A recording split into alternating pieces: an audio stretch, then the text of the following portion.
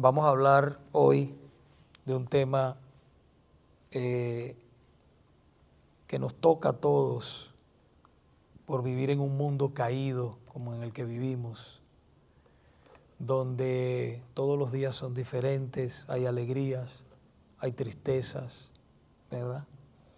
Pero en medio de todo eso nosotros como cristianos tenemos esperanza. No somos como los que no tienen esperanza, nosotros tenemos una esperanza eterna. Estamos de paso aquí en este mundo, que no se nos olvide. La palabra nos dice que somos extranjeros y peregrinos. Estamos de paso. Nuestra morada está en los cielos con nuestro Señor. Entonces, hermanos, en esta noche hemos titulado esta meditación o reflexión, un llamado a imitar a Cristo. Un llamado a imitar a Cristo. Y se encuentra la palabra del Señor en la carta de Primera de Pedro, capítulo 2, la primera carta del apóstol Pedro, capítulo 2, versículo 21.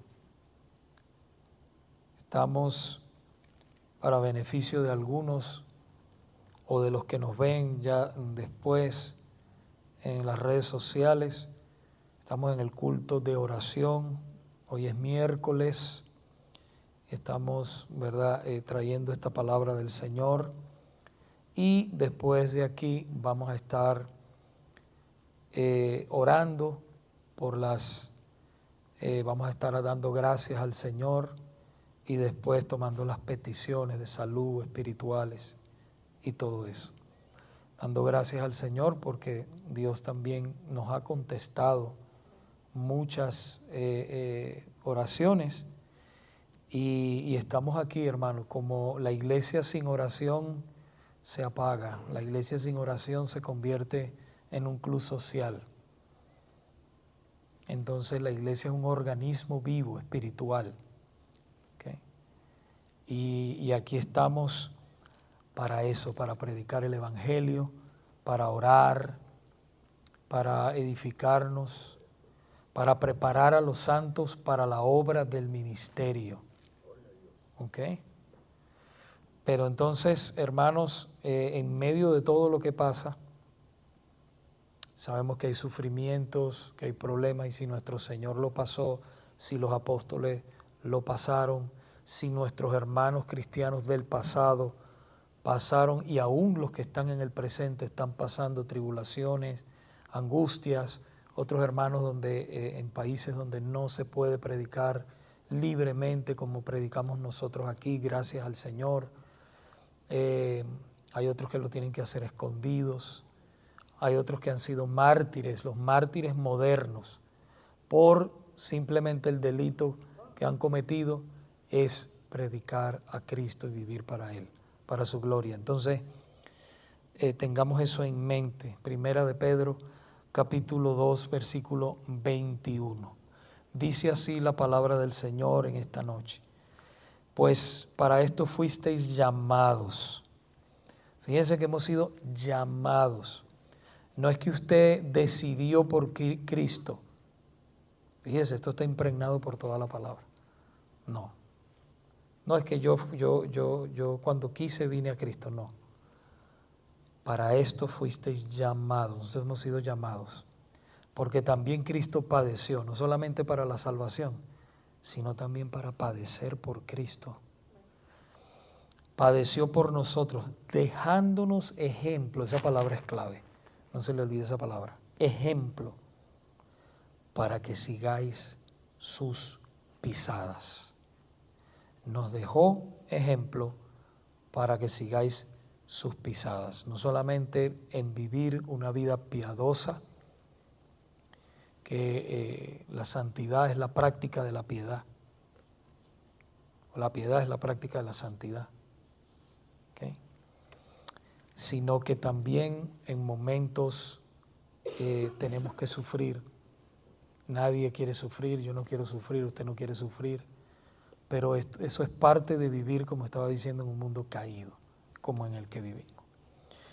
Y hermanos, una vez que Pedro reconoció a nuestro Señor como el Mesías prometido, como nos dice el Evangelio de Mateo capítulo 16,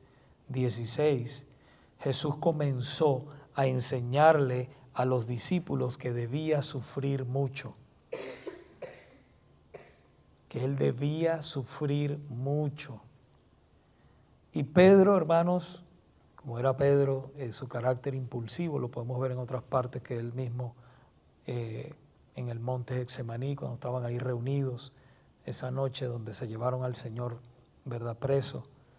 Pedro nos dice uno de los evangelios que le cortó la oreja al siervo del sumo sacerdote, ¿verdad?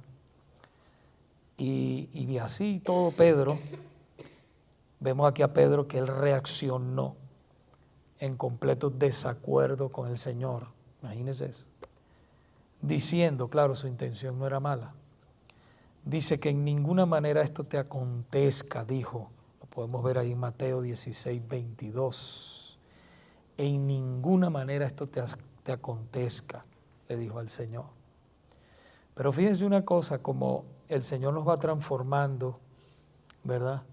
Vemos a un Pedro en ese momento así, era impulsivo, dudoso, que inclusive, vamos a hablar de eso un momentico, que negó al Señor. Pero unos 30 años después, más tarde, Pedro reflexiona en la muerte de nuestro Señor y él ahora comprende, por eso escribe todo esto, él comprende que era necesario que nuestro Señor sufriera por nosotros muriendo en la cruz. Fíjese que dije necesario, porque hermanos, después el apóstol Pablo escribe en la carta a los Romanos que si Cristo no murió, no resucitó, vana es nuestra fe, vana es nuestra predicación. Todavía nosotros estamos en pecados, pero Cristo resucitó, primicia de los que durmieron fue hecho este. Entonces el sello de nuestra salvación es la resurrección de Cristo. Entonces Pedro ya entendió esto. Y entonces necesitamos, hermanos, repasar un poquito el trasfondo histórico de la carta de Pedro. Y en la época apostólica, el cristianismo todavía en esa época era una religión ilegal del Imperio Romano. Y todos sabían que el enloquecido emperador Nerón detestaba a los cristianos. Fíjense el poder que tenía un emperador en esa época. Se levantaba y decía, esos eran dictadores, hagan esto, y era la voz de él y se tenía que hacer. Maten a los cristianos. Y este hombre era así, era un loco, esquizofrénico completamente. Y él detestaba a los cristianos y de vez en cuando habían estallidos de persecución en contra del pueblo de Dios. Y una de las persecuciones de Pedro, especialmente una de las preocupaciones, de Pedro, especialmente era por los cristianos que estaban esclavos en las casas de los no cristianos.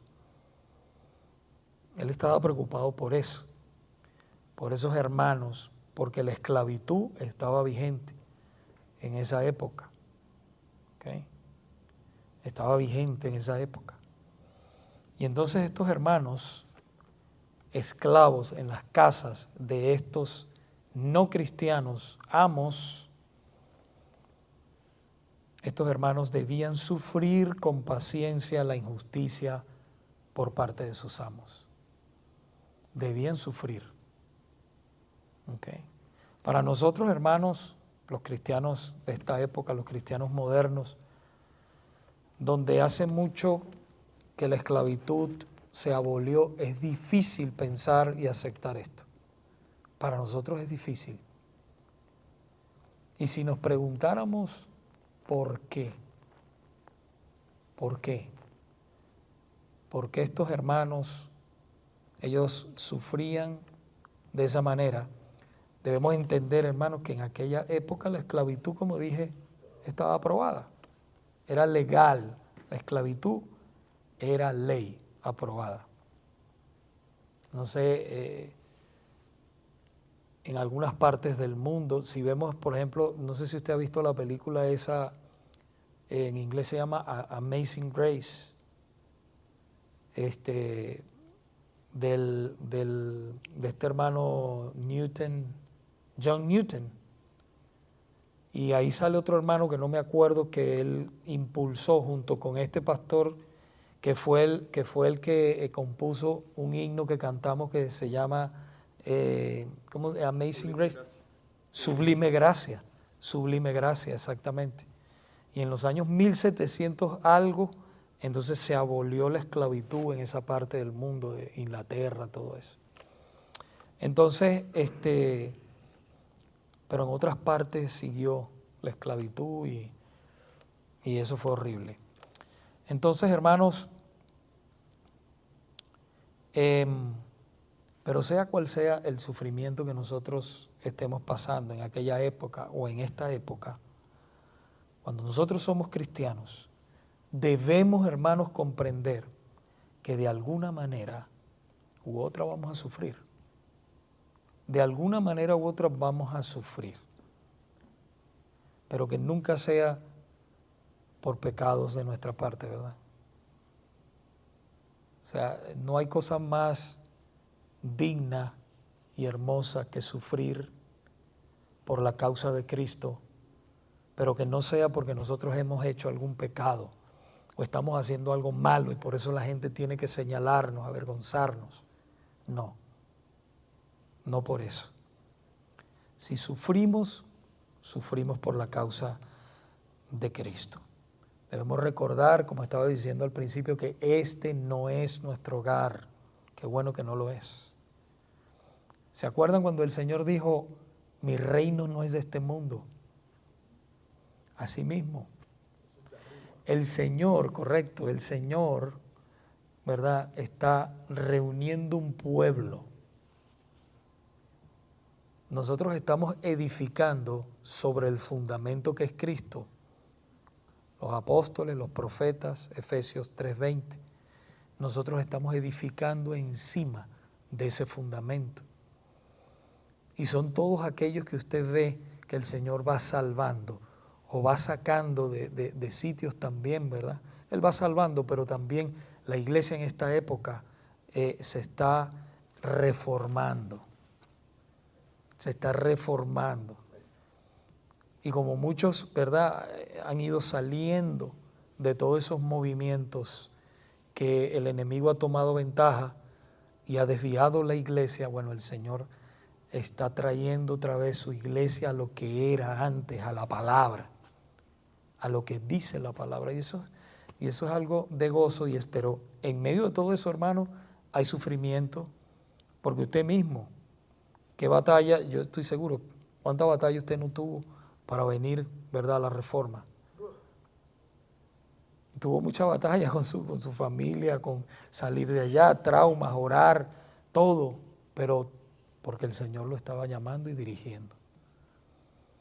Entonces, gloria a Dios por eso, hermanos. Recordemos que este mundo no es nuestro hogar y nosotros queremos hacer la voluntad del Señor, y hacer la voluntad del Señor cuesta. ¿Okay? Segunda de Timoteo capítulo 3 versículo 12 dice, y también todos los que quieren vivir piadosamente en Cristo Jesús padecerán persecución. Padecerán persecución.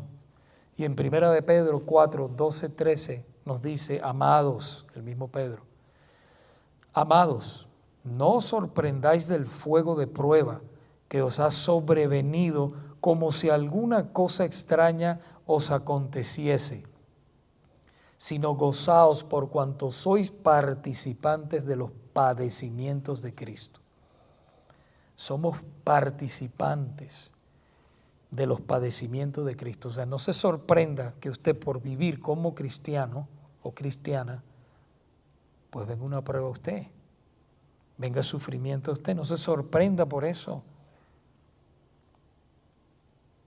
Porque dice, padecimientos de Cristo, para que también en la revelación de su gloria os gocéis con gran alegría. Usted sabe la cantidad de santos que sufrieron aquí o están sufriendo.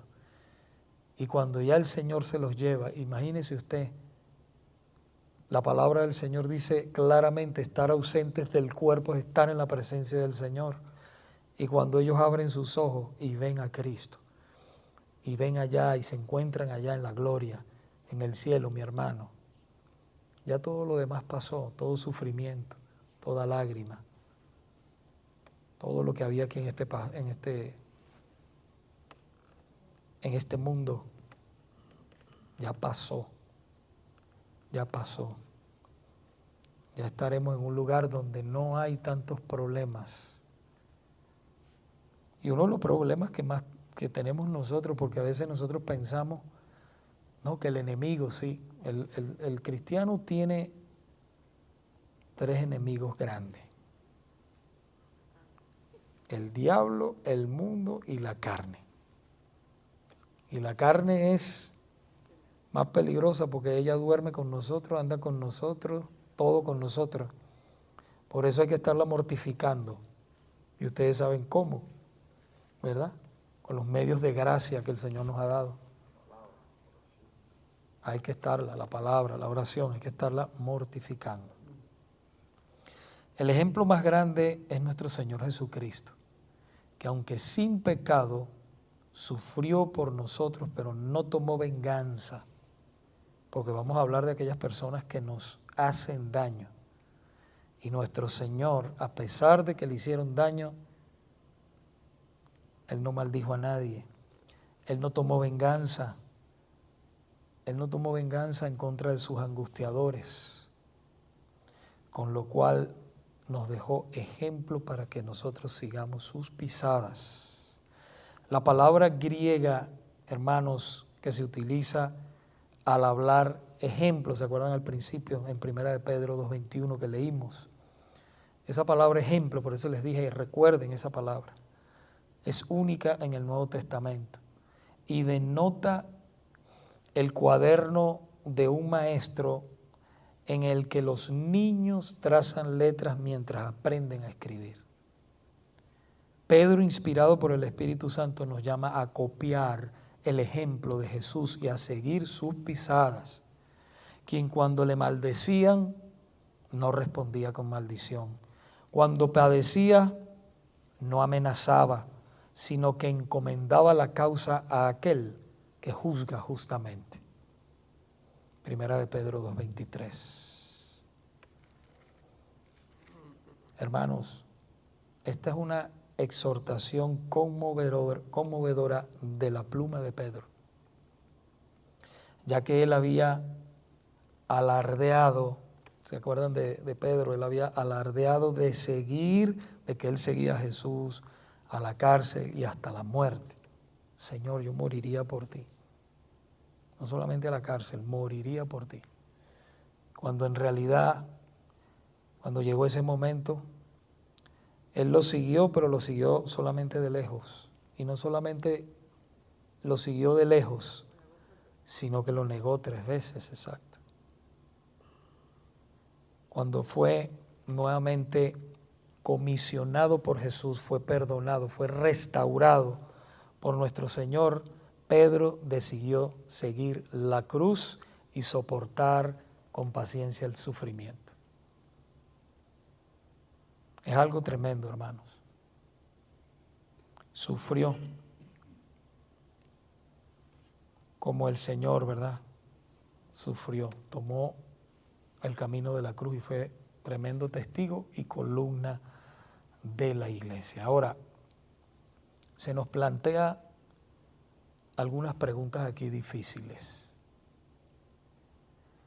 Si nuestro deber es someternos al sufrimiento, aún injusto, ¿dónde entonces queda la justicia? ¿Dónde queda entonces la justicia? ¿Debemos nosotros permitir que los malvados nos pisoteen y de esa manera alentar a que se fortalezca el mal. No, hermanos. De nuevo, 1 de Pedro 2:23 responde nuestra pregunta. Nos dice que Jesús no tomó venganza, sino que encomendaba la causa al que juzga justamente. En otras palabras, la razón por la que somos llamados a renunciar a la venganza no es que se le permita triunfar al mal, no, hermanos, sino porque no es nuestra responsabilidad castigar. Por eso vemos nosotros en Romanos capítulo 13, que habla de los gobernantes, de las autoridades, que el Señor le ha dado la espada, que es la autoridad, para que ellos ejerzan la autoridad. Ese no es el trabajo de nosotros. El trabajo de nosotros como la iglesia es predicar, amar. Ese es el trabajo de nosotros como iglesia. ¿Okay? La responsabilidad de juzgar y de dar el pago, ¿verdad?, es al juez justo, que es nuestro Señor, quien obra con justicia ahora en las cortes judiciales, ¿verdad? Ahora, y lo hará también finalmente en el juicio final si no se arrepienten los malignos de sus maldades. Si ellos no se arrepienten, pues el Señor los juzgará. Entonces, hermanos, el amor y la justicia no son compatibles, ¿verdad? Se complementan el uno al otro, como podemos ver en el ejemplo de Jesús. O sea, Él es amor, pero también es justicia. Sin embargo, cuando Él estuvo aquí en la tierra, ¿verdad?, Él no tomó venganza de nadie, siendo Dios, ¿okay?, siendo Dios. Pero cada ser humano, ¿verdad?, si no se arrepiente de sus pecados, tendrá el pago. Si no es aquí en la tierra, lo tendrá después que se vaya de esta tierra. Pero de Dios no se escapa nadie. La palabra dice que Dios no puede ser burlado.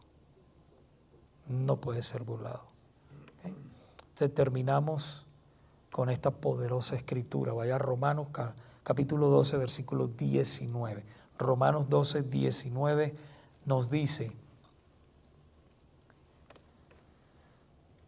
no os venguéis vosotros mismos, amados míos, sino dejad lugar a la ira de Dios, porque escrito está: mía es la venganza, yo pagaré, dice el Señor.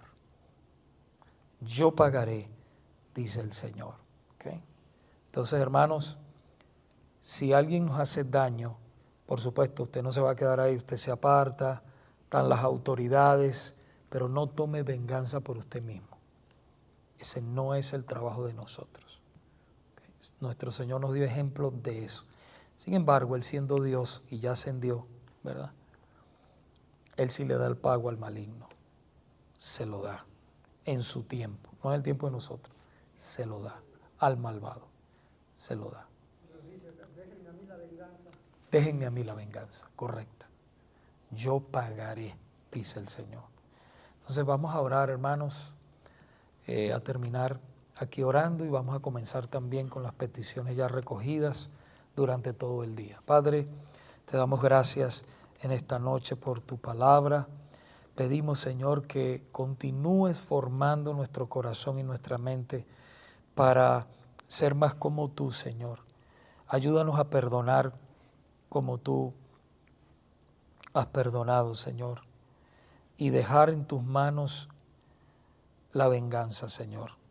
Dejar en tus manos el pago, porque tú eres justo. Nosotros no sabemos juzgar con justicia, pero tú eres todo santo y todo justo. Te pedimos todo esto en el nombre de Jesús. Amén.